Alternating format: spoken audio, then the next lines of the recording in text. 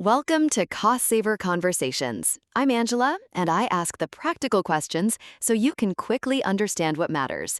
Today, I'm joined by Assad. Hi, Angela. We are unpacking energy bills in London 2026, what single occupants actually pay after the April price cap change today, and tying it back to the wider cost saver ecosystem, including tools like Weather-Aware Home Energy Planner, Energy Direct Debit Guide, and Renewable ROI Calculator, so you can turn insights into action quickly. Just a heads up before we dive in, we are your synthetic hosts. We are great with numbers, but as AI, we can sometimes be confidently wrong. Think of us as the digital versions of your most knowledgeable, slightly caffeinated friends. Exactly. Treat this chat as a smart estimate only, not as professional financial guidance. Always check important details with official sources or a qualified expert before making any big decisions. Welcome back to London Life. So, energy bills, again. I know.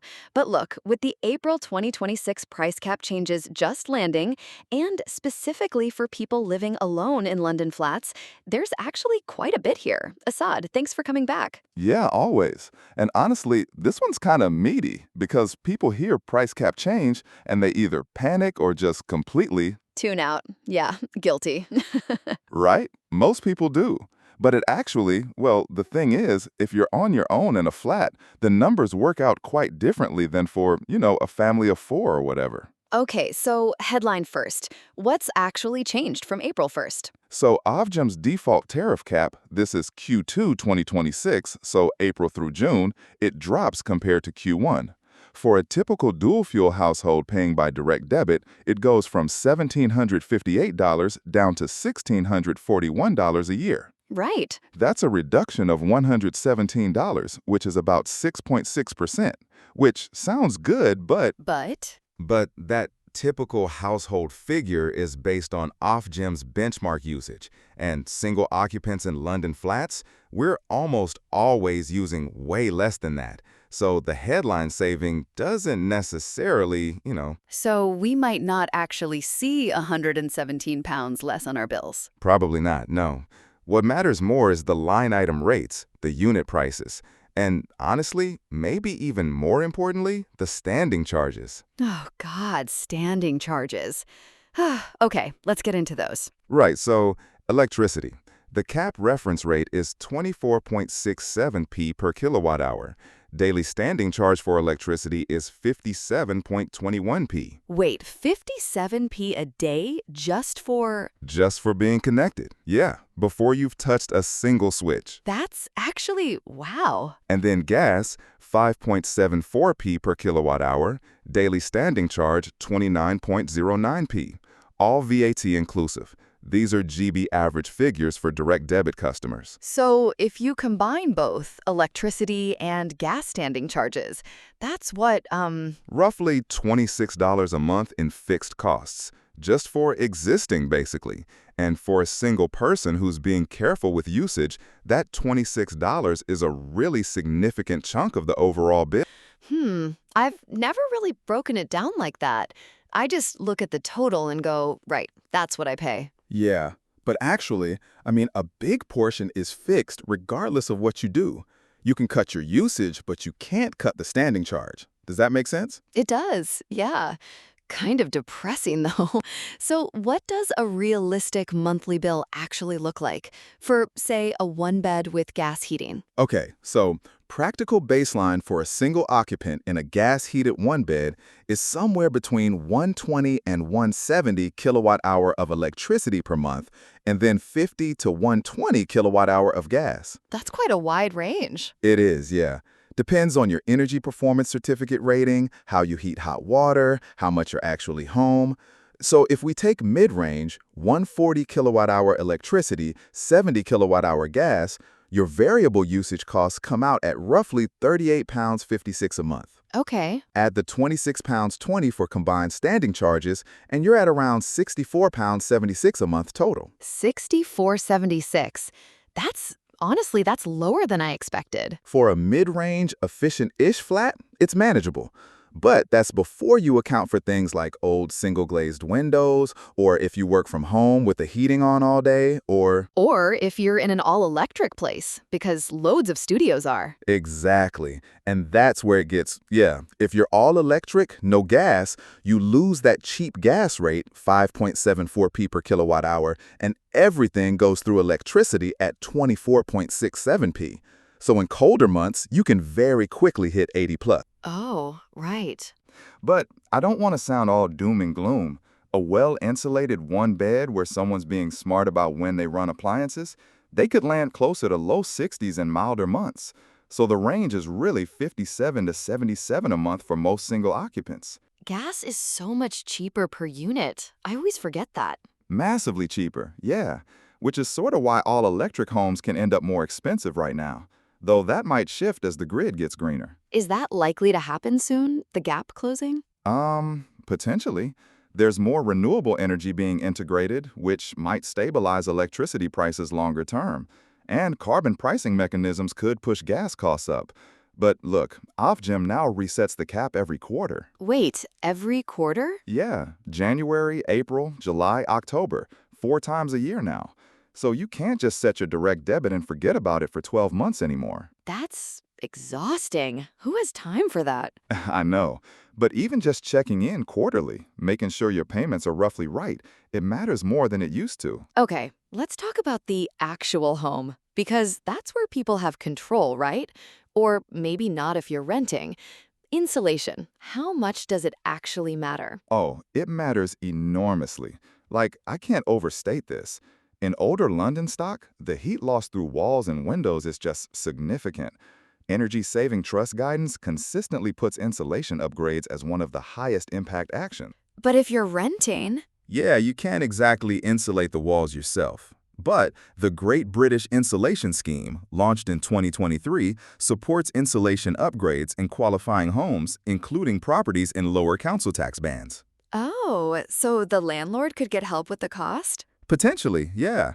And there's Eco4, which is for lower income and vulnerable households. These schemes exist, people just don't know about them. So even as a renter, worth having that conversation. Definitely. And then stuff you can control yourself. Smart tech is actually quite accessible. Smart thermostats, scheduling heating around when you're home. I've been thinking about getting one actually. Worth it? For a single occupant, yeah. The main benefit is just not heating an empty flat. Combine that with timing your high-load appliances, dishwasher, washing machine, and you can make a real dent in variable costs. Right. Let's get some real examples. The numbers get a bit abstract. Yeah, so Priya, nurse, studio flat in Stratford, really focused on keeping costs down.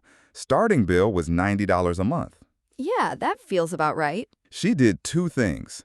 Switched suppliers, got a fixed tariff saving $150 a year, and started using a smart meter to track usage and cut waste by about 20%, saving another $216 a year. So just those 2 things, 366 pounds saved? 366 pounds, yeah.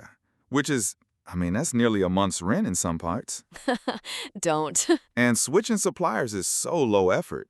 Few weeks, comparison website, you could save 100 to 300 a year, depending on what you're on. Why doesn't everyone do it? Inertia, mainly. People just don't get around to it, or they think it's complicated when it really isn't. Okay.